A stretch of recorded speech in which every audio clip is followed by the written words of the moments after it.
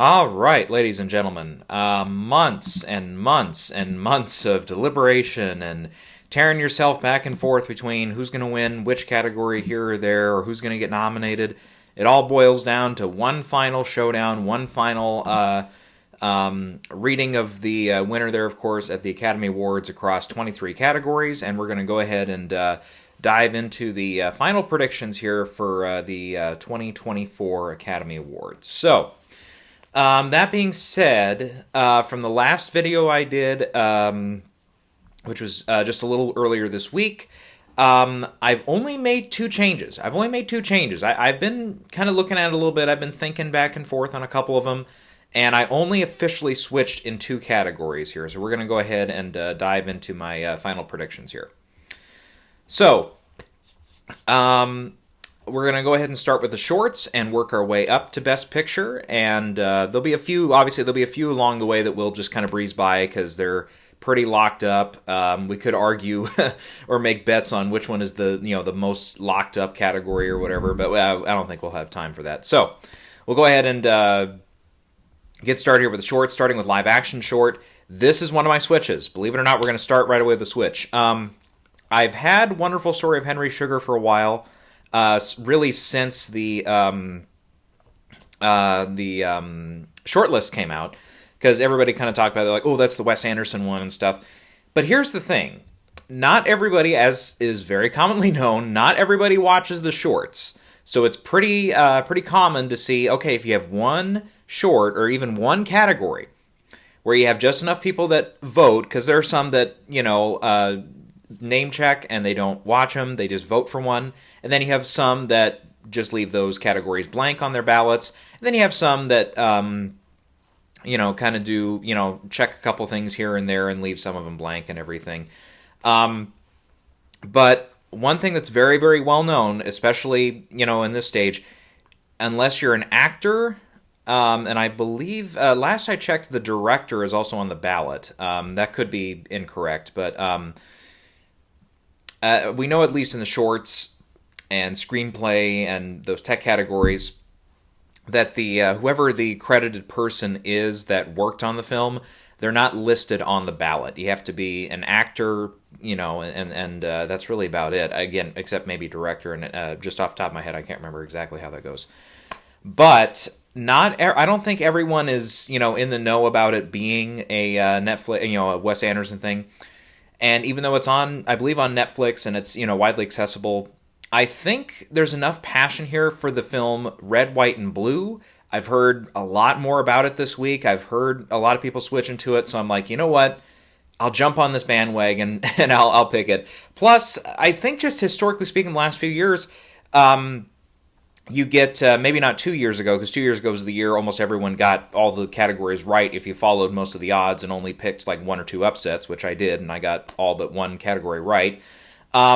Most years, if you go by just what the experts say, whether that's Gold Derby or, a range of other experts with publications and stuff, usually the track record is there's one short category that everybody gets right, and there's two that are either split or there's an upset in. So I decided to kind of follow that trend this year. So I've got two that I'm picking upsets in and one where I'm picking the favorites. So live action short, Red, White, and Blue is my official selection there.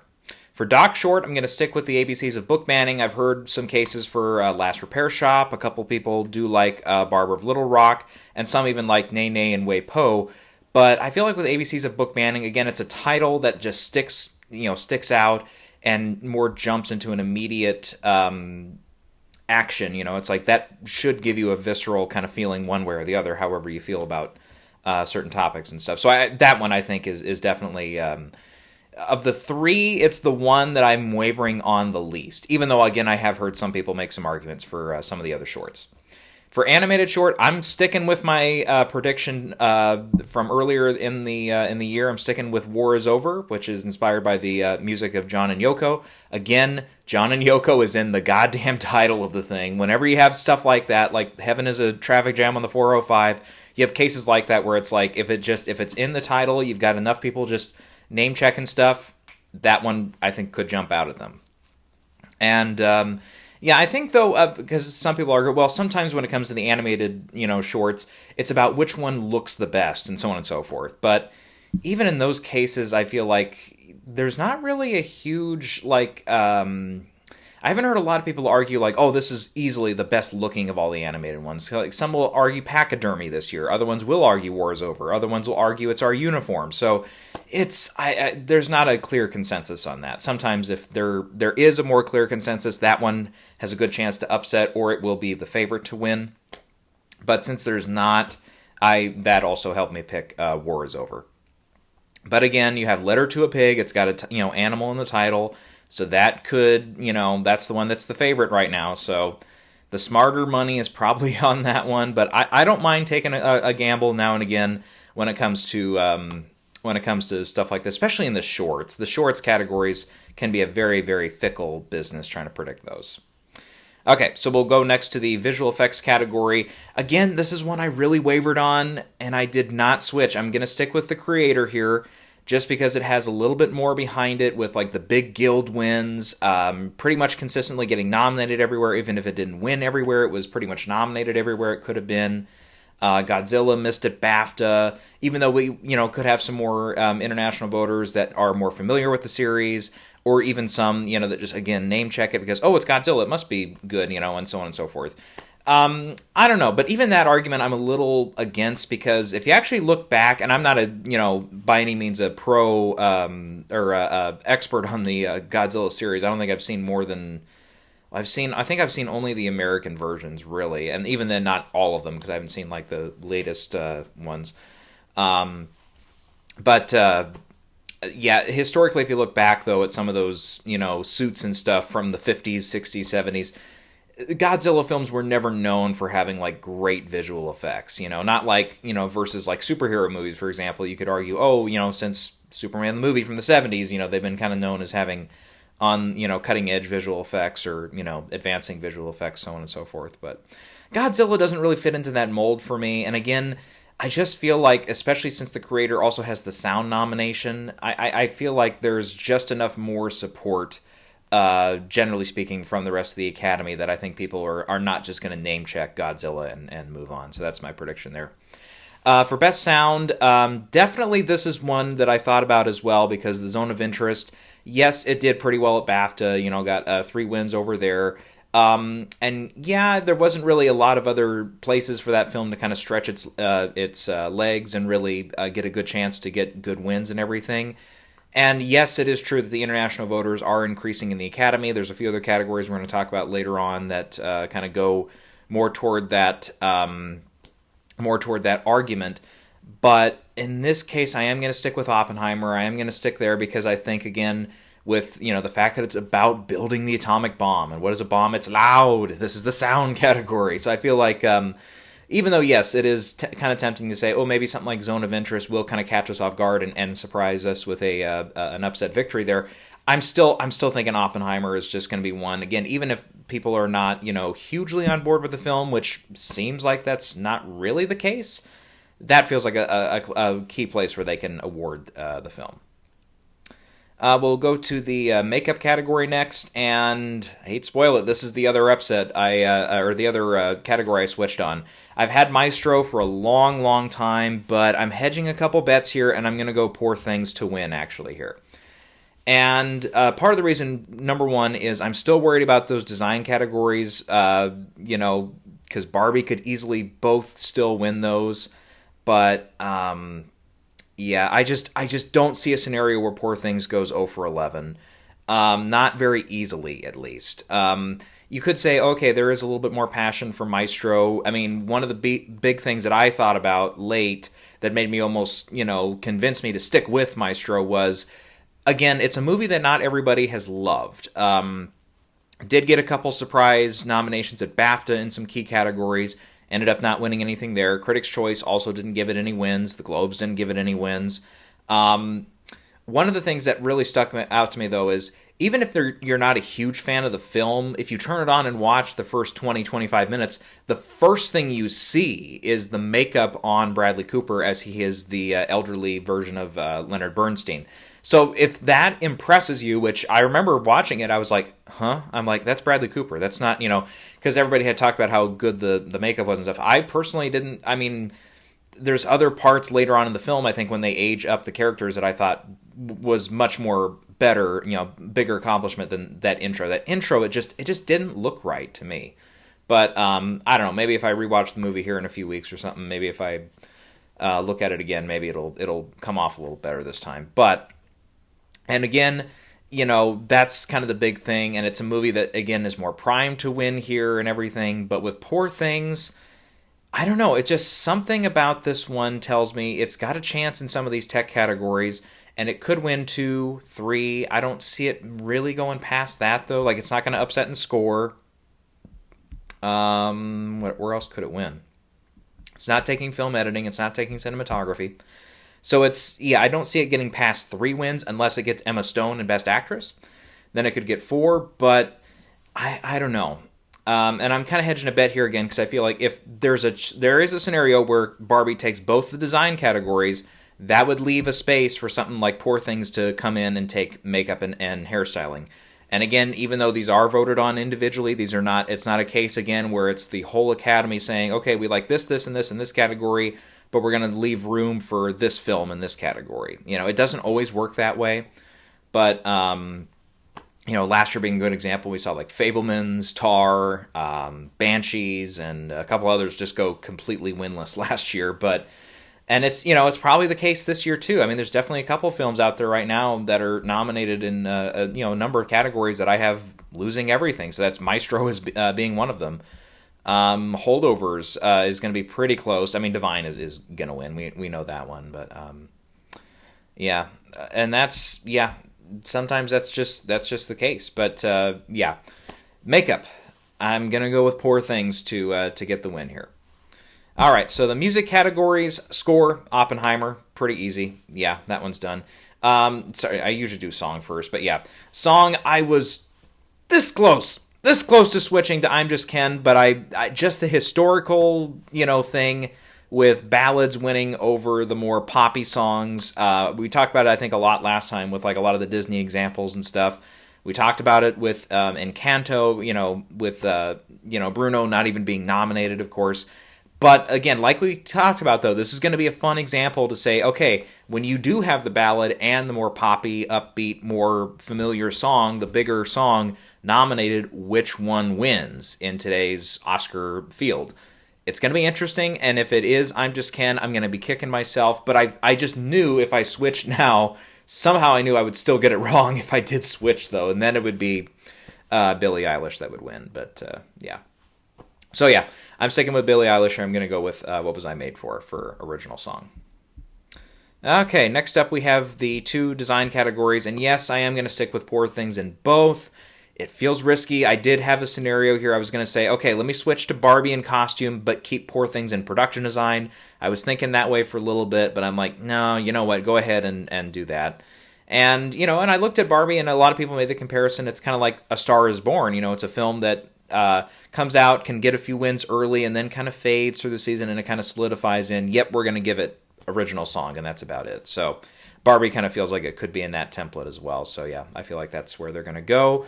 But again, definitely a chance for Barbie to come back and win in those 2 categories. And, the other argument I think I had a little bit last time, and I wanted to expand on a little bit here, is the international vote increasing. I think that helps something like Poor Things, because the argument we had was, okay, the last scenario we had here, very similar, was 5 years ago. Yorgos' last movie, The Favorite, was probably the favorite to win in costume design and production design, or if it wasn't the favorite, it was a toss-up between that and Black Panther, and Black Panther ended up winning both. And it was the $1 billion movie, the same way Barbie's a $1 billion movie and stuff, and everything. But I feel like with more international voters now in the Academy, especially in the years since Black Panther, I think that's we're gonna see that more in this case. We're gonna see Poor Things win there. Then for the film editing category, Oppenheimer. Not much more to be said. Cinematography, Oppenheimer. Again, not much more to be said. In the feature categories, we've got, what would be first? International feature would be first here. Zone of Interest. Very easy pick there. Documentary feature, 20 Days in Maripol. Yep, feels like that one has really solidified here. So I really don't see that one having a major chance for an upset. Animated feature, again, I waffled a little bit on Boy and the Heron, and maybe that one would win, but I feel like with a lot of things, you can argue, okay, in certain categories, okay, maybe international vote, increase will help here and here, but then there's other times where you could consistently make that argument, but this is one I don't know if it's the right argument here. I feel like with Spider-Man, not only was it a pretty big hit in the U.S., it was did pretty well outside of the U.S. Got nominated consistently everywhere. Annies were a big plus for it. And again, we can explain away the win for the Globes because we hadn't seen a win there by God, why am I blanking on his fucking name every other fucking video? It's so dumb. Jesus. Miyazaki. Lordy. I don't know why. It hasn't been that long a day for me, so I don't know why. I feel like I've been doing pretty good so far, but no, Miyazaki, for some damn reason I couldn't pull his name there in the last 30 seconds. But anyways, he, having never won a Globe and stuff for him, yeah, I think, again, that totally explained that one away. BAFTA, that's, again, you could argue, okay, that's where some of the international voters are and stuff, but I think there's enough there for Spider-Man to win here. So I'm going to go Spider-Man, but yeah, it'll be one of those, if it's not this, it's this. It's, one of those type of years in some of these categories, animated feature being one of those for sure, so. All right, let's go now to the top 8 categories. Adapted screenplay, American fiction, I'm going to stick with here. I'm fairly confident in it. Oppenheimer could win, Barbie could upset, but I think American fiction has, it's got so many wins already with BAFTA being a huge one, absolutely huge one. Again, that was the only nomination for that film over there in the UK, and they still gave it to it. So that, more than anything else, showed me, yep, American fiction probably has this one. Even though Oppenheimer, in another year, probably would take this one along for the ride. I think it's got a different category here in the top 8 that it'll take along for the ride. Original screenplay, Anatomy of a Fall is going to be my pick here.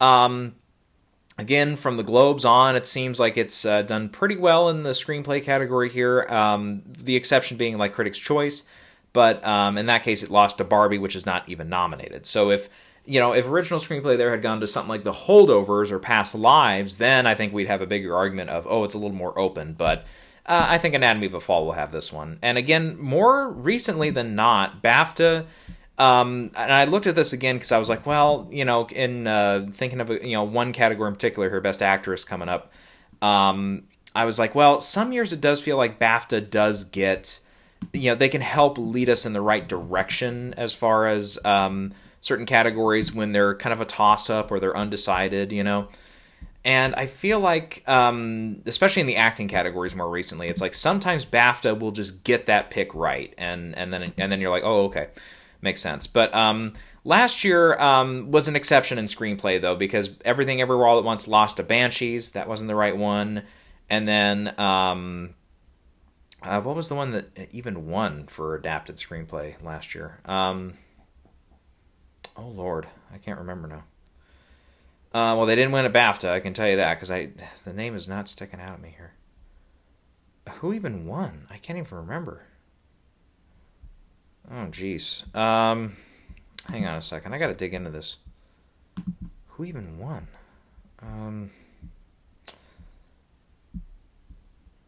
Let's see here. Who won? Oh, it was She Said, wasn't it? Or no, Women Talking. Women Talking won, didn't it? I think that's right. She Said was not nominated, yeah. Yeah, Women Talking. That was last year. That feels like that was 2 years ago. And Women Talking, that wasn't even nominated at BAFTA. So they didn't do great last year for screenplays. But we keep going here.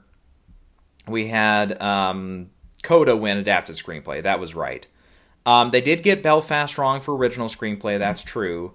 But Promising Young Woman and The Father both won in 2020. That was, a more decisive one there. Parasite and Jojo Rabbit, 2019. Both of those won. And then you had Black Klansman win in adapted screenplay. That was a good predictor there. The Favorite, yeah, that was a little tricky one, but... and then Call Me By Your Name, for example, as well. But anyways, so maybe BAFTA's not like the absolute best, but it feels like once in a while when there's those kind of iffy years like the Father and Jojo Rabbit and adapted, those 2 years and stuff, I feel like they can help predict it a little bit, and both American Fiction and Anatomy of a Fall both won at BAFTA, so I'm going to go with them. The supporting races, again, not a lot of mystery here. It's Divine Joy Randolph and Robert Downey Jr. Go ahead and lock those up. Best Actress. Yeah, again, I kind of looked at it a little bit, and I'm like, well, Emma Stone, man, she's going to be really, really close here. And she could definitely win. But again, when we look at categories where they do feel like, okay, this is a chance for them to kind of, get the race correct. Last year was not the case. BAFTA went 0 for 4 last year on the acting categories. Cate Blanchett, even though it felt like, she was building steam up to that point, then we had, then when Michelle won at SAG, that whole race turned, and everyone, I think, by the end kind of got on board with that, myself included. Austin Butler won for Elvis, and that one was close. That was a little bit of a toss-up by the end, but yeah. Then we get, in 2021, you could argue Troy Kotsur, but that was a little bit of a toss-up at the time because Cody Smith-McPhee was still definitely in play for Power of the Dog. Troy, I believe, had just won at SAG the week before, if my mental calendar is correct here. So that was, you could argue that was maybe a help decide that one. I would not call Anthony Hopkins' win here at BAFTA a decisive one for sure. No, even then I felt like I was kind of out, not by myself, but it felt like it was more of the energy was with Chadwick to win. So 2019, that one everyone had already decided. I would again also not call Olivia Colman one that decided the race there. Nope, that was Glenn Close was really the favorite there. Rachel Weisz in Supporting Actress felt like, okay, maybe that is one that could carry over, but it did not. So I would say that's a strike against Emma Stone's argument. 2017, we all knew who the winners were going to be, so BAFTA didn't sway anybody. Casey Affleck winning for Manchester by the Sea is an example of that happening. That's one that they got right that, had a little bit more impact. Again, I would not say Mark Rylance either. Even with his win there, a lot of people still had Sylvester Stallone.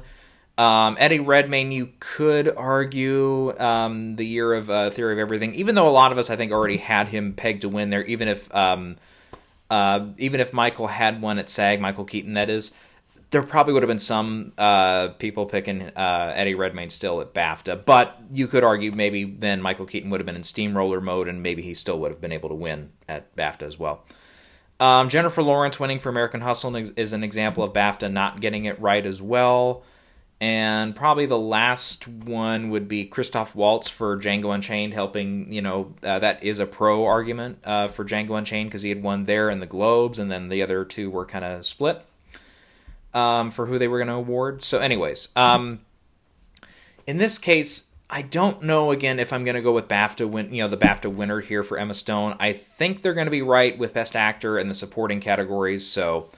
yeah, I'm going to go ahead. I'm going to stick with Lily Gladstone. It's also, again, really rare to see a director, whether it be Scorsese or a William Wyler or a, Mankiewicz, any of the Mankiewicz directors out there, or Hitchcock, or like one of these guys, when they have all these films in a row that the Academy consistently likes and nominates in quite a few categories, it's rare for that director to get shut out twice in a row. It just doesn't happen. So... Lily Gladstone, yeah, I think they're gonna find a place for Killers of the Flower Moon. They're gonna give it to her there, and again, it's the little bit of without getting too political on it, it's a little bit of the pat on the back. It's a little bit of the yep, let's get this one right for history's sake thing, which is not, again, it's not a bad argument. It's more of a narrative argument. I know some people are against narrative arguments. They say they just don't happen. Look what happened with Chadwick here a couple of years ago. Look with Glenn Close. Those were narrative arguments, and they didn't win. But I think in this case, in both those cases, though, you have to look at it. Neither of those films were up for Best Picture. Killers of the Flower Moon is, even though it missed out on a couple key categories, it is still up for Best Picture. It's up for Director. It's up for Supporting Actor. It's up for a lot of those technical categories. Yes, Leo missed, and yes, the screenplay missed. But neither of those are really Lily Gladstone's fault, are they? I mean, not really. Leo had started missing a couple places, so I know even though I stuck with him to get nominated, yep, there were some signs he was going to miss. And A Killer's missing at BAFTA for screenplay was also one that kind of got me thinking, like, okay, maybe it is vulnerable. So I was correct in not predicting that one there. But, this is a case where I think the narrative is there. Her win at SAG was, during Oscar voting, which was significant. Same argument I would make last year for Michelle Yeoh, even though there was an even bigger argument for her last year, because it's like she's on the winning horse as well. That's really going to help her. And I wish I'd listened to that argument also on Jamie Lee Curtis, but I did not, of course. But anyhow. And of course, one of the other big things is Emma Stone just won. It wasn't like super, super short time ago. It wasn't like a honeymoon period like within the last 3 or 4 years. It was 7 years ago, but she did win. It was a film that people remember, maybe more so because of what happened at the Oscars, but we won't get into that here, of course. But, I just feel like Lily has this one. And it's one, I did think about it a little bit. I'm like, I could switch back to Emma, and again, some people, even on the channel here, just commenting, they're like, they like the performance better from Emma Stone. I would also argue Emma's got the better performance. This is easily Emma's best work yet. And very impressive, and it's, again, kind of a thankless role on paper, but they really expanded it when they got Yorgos and Tony McNamara involved in it and everything, and I think they really opened it up to a role that Emma and, just a few other actresses out there probably could have handled this material as well as she did and everything. And, and it's, again, you can vote for whoever you want in the comments and stuff, you can say all that, but as far as actually predicting, as far as actually trying to get this stuff right, I think there's just too much in Lily Gladstone's corner to overlook. So, sticking with Lily. Cillian Murphy for Best Actor. Yep. Again, we did the math there. It's a less than 1% chance that he wins. If you just go by the math when you have SAG, when you have BAFTA, when you have the Globe. Just go ahead and write it down. Director, Oppenheimer, Christopher Nolan. His big moment to shine there for sure. And Best Picture, Oppenheimer. Yep. Again, the first time we've seen in over a decade, believe it or not, where we've seen a total sweep of Globe, Critics' Choice, BAFTA, SAG Ensemble, PGA, DGA. All went to Oppenheimer. And, again, some will argue, okay, well, look at it, it could also sweep in a few other categories we're not expecting, like look at screenplay, look at maybe one of the design categories, look at it possibly even in makeup and stuff like that. And I think that's really about it after that, because it's probably got, the rest of the categories there. So that would be, I've got it pegged for 8 wins, if I'm not mistaken. Yeah, 8. It's a pretty high mark. I think a lot of us had La La Land in that territory or a little higher. Last time that happened, that bit us in the ass. But I think with this time, though, again, the big reason I would say that Oppenheimer's a lot more secure, not only because of the streak of wins it had there in the top category, but also because there hasn't been a noticeable backlash. Yes, you might have a couple oddballs here and there, a couple people that are out on, very loud on Twitter or something, or in a couple of comment sections here and there that say, no, Oppenheimer's overrated and stuff. That's true. In fact, speaking of potentially of next year's Oscars, I'm going to get myself in some hot water here. We're going to go off topic a little bit here. There's a movie that just came out that is probably going to be a Best Picture nominee next year. It's got, I'm not going to make a direct comparison because it's not exactly the same case, because I think a lot of people, famously, 2018's Oscars, Black Panther had opened like about a month prior, and everybody already was shouting that Black Panther better fucking be nominated for Best Picture and stuff like that. I get that type of energy. Now, of course, with Black Panther, there's also the cultural significance thing, and, it being the first major, big budget, celebrated black, leading superhero, even though, it's not the very first one. Obviously, there have been many other ones, Steel, for example. But it was the first one that really, had a huge budget, had the passion behind it, was part of a bigger, multi-franchise in the Marvel Cinematic Universe, of course, and all that. It had more, it had a cultural significance to it as well. But there was still a big energy of it's just such a damn good movie and so impressive visually and effects-wise and all that stuff. It should be a Best Picture nominee. Many are already arguing that with Dune Part Two, and it's last I checked, it's like 95 or 94 or maybe 93% on Rotten Tomatoes. If I were a critic that had a thing, I would be in that 5 or 6 or 7%. I didn't like it. Oh, I know. Even I enjoyed the first Dune, but oh my god, the second Dune was way too long. Again, probably not time for a full review. We can maybe do it after the Oscars on Sunday. We might explore it more. But let me preview it a little bit. It was way too long. I hated where the story went, and I didn't get the plot, like what the ultimate goal was going on, like who is responsible for what is going on here. I didn't enjoy, and I didn't enjoy the MacGuffin kind of thing that made a couple characters go crazy and go the route they did. I felt like there was a lot of opportunities, and I get you're following a book, you're adapting the book and all that. You can change things. You can really change things. I actually, personally, I'm working on I think I've shared it before.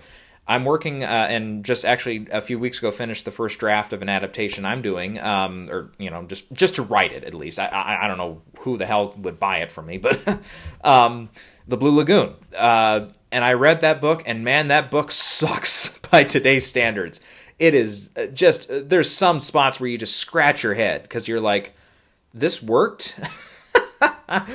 Principally, I can think it's, I guess, a very, very minor spoiler for a almost 100-year-old book, but because I maybe not grew up with, because I saw it much later when I was probably 10, 12, 13, somewhere in that range.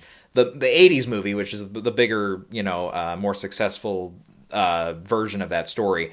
Sorry for the sidetrack here. We're pretty much done, but I don't know. I just felt like I had to say something about Dune 2. But anyways, one of the things about The Blue Lagoon is there's kind of this natural love story that happens. In the book, it's more like, because I remember taking notes as I was reading it, it's more like a thing of they're together on the island, they're kind of stuck on the island, all of a sudden they're just fucking, and they're just in love. And it's like, what? It's like, what changed? What happened? It's like, that's where adaptation comes in. That's where change comes in. That's where you can't always just stick with the goddamn source material.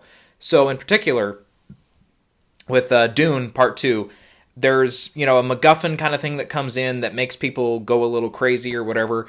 And I'm like, I hate when stuff like that happens. It's like a character just completely changes, and there wasn't really a bunch of organic reasons for them to do the MacGuffin thing. I felt like, akin to another big sci-fi epic where you have a character make a drastic change and arguably go from a good guy to a bad guy. Star Wars. Yeah, I think you got the hint. But anyways, there's organic ways to do it.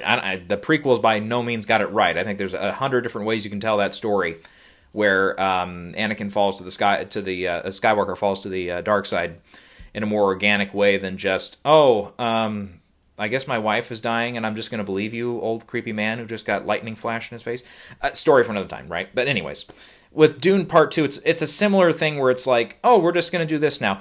Again, there's a couple organic ways I think the story had been progressing to that point where it's like you can see a character, whether it's a major character or a minor character, I won't spoil who, when they do a change like that, I just felt like there was a more organic way to do it rather than introduce a MacGuffin into it. And I looked it up because I'm like, that had to be from the book, and it was. And I haven't read the books, any of them, so I can't, testify to that. But everything I saw was, it's part of the books and everything. And I'm like, this is where you can leave certain stuff from the books out. It's okay to change a couple things, fuck around with some of the mythology, and make something that maybe is better. Maybe is, more fitting for the story you're telling. And in this case, I thought it would have been. And also, a major thing, too, I really thought the third act was a huge disappointment.